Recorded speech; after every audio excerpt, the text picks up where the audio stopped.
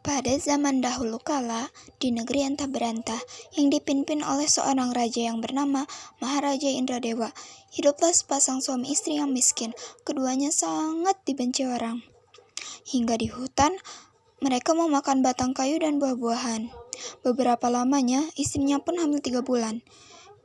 Lalu istrinya menangis, karena menginginkan buah mempelam yang ada di taman raja itu. Lalu suaminya pun menolak dengan berkata, "Hai Adinda, Tuan hendak membunuh Kakandala. Tiadakah Tuan tahu akan hal kita yang sudah lalu itu? Jangankan hendak meminta barang sesuatu, hampir kepada kampung orang tiada boleh." Lalu istrinya pun sangat menangis lagi. Suaminya menjawab, "Jangan menangis, berilah Kakanda pergi mencari buah mempelam itu." Maka istrinya pun berhenti menangis. Sesampainya di pasar, suaminya pun mendatangi tempat buah-buahan itu. Dan pedagang berkata, "Hai miskin, apa kehendakmu?" Suaminya pun menjawab, "Jika ada belas kasihan, hamba orang miskin ini minta diberi buah mempelam yang busuk itu. Sebiji sahaja Tuan, untuk istriku yang hamil." Maka hancurlah hatinya. Tidak hanya diberi buah mempelam itu, tetapi juga nasi, kain baju, buah-buahan.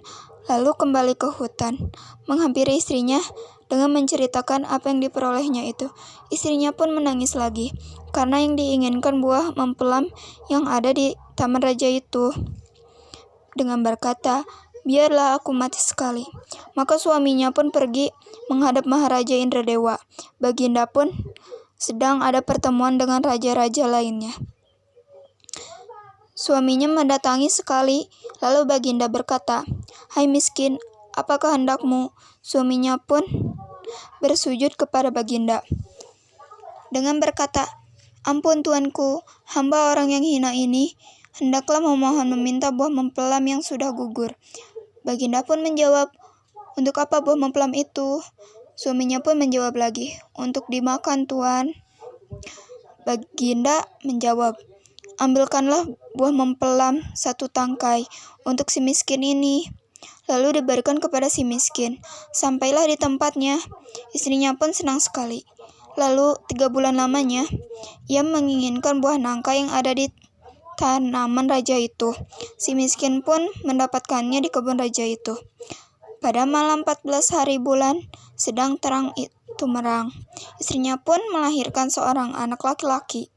Lalu diberikan nama Marakarma, yang artinya anak di dalam kesungkaran. Suaminya pun menggali tanah untuk tempat tinggalnya. Ketika suaminya sedang menggali tanah untuk mendirikan tiang, menemukan telaju yang besar dan berisi emas yang banyak. Lalu mereka menjadi kaya. Suaminya pun menjadi raja bernama Maharaja Indra Angkasa dan istrinya bernama Ratna Dewi. Negeri yang ditempatkannya dinamakan Puspasari. Terima kasih.